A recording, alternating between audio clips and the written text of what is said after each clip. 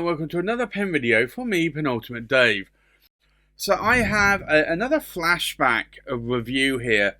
So this is a pen that I've had in my collection for about 7 years, and I get asked a lot because I have a lot of Viscontis, I have a lot of Italian made pens, a lot of custom made pens as well, Urushi, but I get asked a lot, why don't you have any Montblancs, Dave? And I do. Well, this year, if you've been watching my videos, I have been on a bit of a Montblanc Writers Edition kick. But prior to that, I did actually own a couple of Montblancs, and I still do own them, actually. And this is one of them. This is the Montblanc. It is a 149. You can see the white snow cap there, and it does say Montblanc Meisterstück there as well, around the body.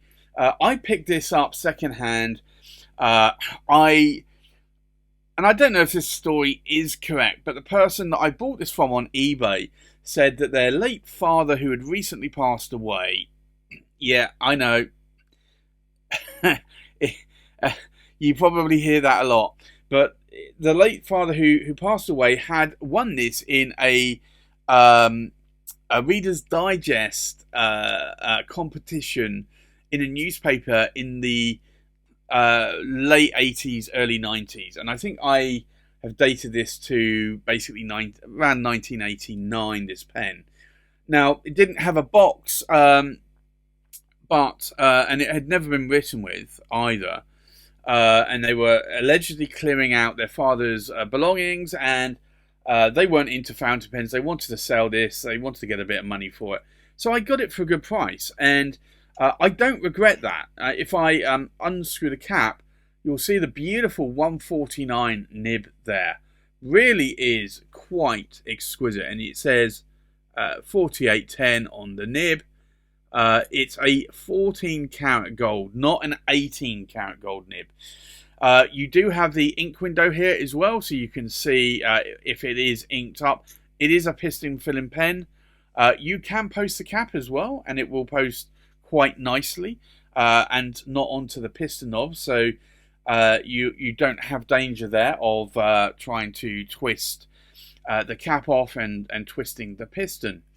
It's a beautiful number 9 sized nib. I like this pen a lot, and honestly I have written with it quite a lot in the past few years, well, certainly in the last 7 years, and a little bit in the last few years. But I don't normally do black pens, and this has always been the issue for me, is I've got a 146 in a double board. This nib, I don't really know for sure what nib this is. I think it's an extra fine nib, or it's certainly a fine nib. It's definitely not a medium nib, but I like how it writes, but I just don't do black pens that often because I'm not into black inks, and typically I normally try to match ink colours to ink pens so I remember what ink is in there. Yes, I could put a grey ink in here. In this one particularly, I normally put a purple ink.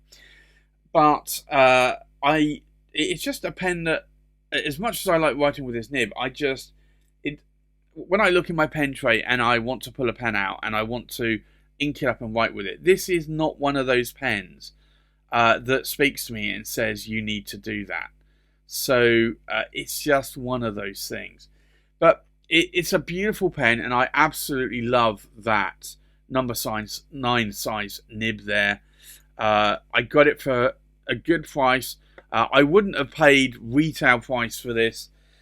Still today, like, the prices for the 146 regular and the 149 are a little bit over the top for what is essentially a resin or a plastic acrylic pen. However, I would say that typically the nibs for Montblancs are a little bit better tuned. I know it is on this one. My 146 double board, not so much. But I will be doing a flashback review on that one soon as well. So I think with that, let's do a comparison with other pens. So from left to right, we have a Benu Euphoria Earl Grey Tea. We have a Montblanc Around the World in 80 Days. We have a Marjon Titanium TI-136. We have a Visconti Ecstasy d'Oud. We have a Visconti Homo Sapiens Bronze Age Oversize. And you can really see that this Montblanc 149 here is not that different in terms of the length of the overall pen. Maybe a little bit more girthy than the Homo Sapiens, but not by much. We also have a Parker Duofold Prestige. This is the Ruthenium Chisel. We have a Montblanc, a Le Petit Prince Aviator Solitaire Duo. We have a Visconti Homo Sapiens Caput Mundi and a Visconti Homo Sapiens Corsani 90. So I think let's now do a writing sample. So this is the Montblanc,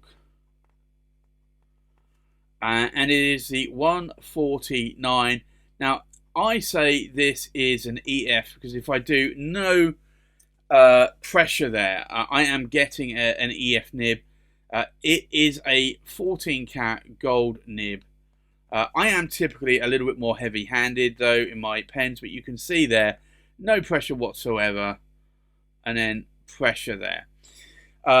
The ink in here today is Diamine Majestic Purple. But you'll see as I'm writing in capitals that, if I put a P there, that this pen looks a little bit more of an architect grind to it. And I've spoken to a number of people online about this, and it's not dissimilar for a 149 for Montblancs, certainly extra fines or fine nibs, to have a little bit more of an architect grind to them. Now, in terms of line variation, I think you are definitely getting an extra fine nib, somewhere between an extra fine or a fine. I can push it a little bit more and maybe get a fine to a medium.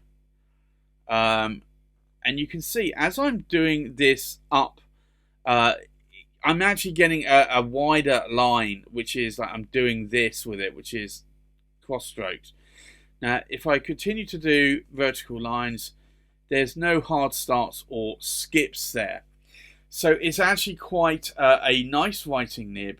I do like it a lot, and I just don't write with it as much as I should do. I think let's do an ink wetness test. You can see here that it is quite a wet nib. And it's not a fire hose nib, but it's still pretty wet. It's a great writing nib.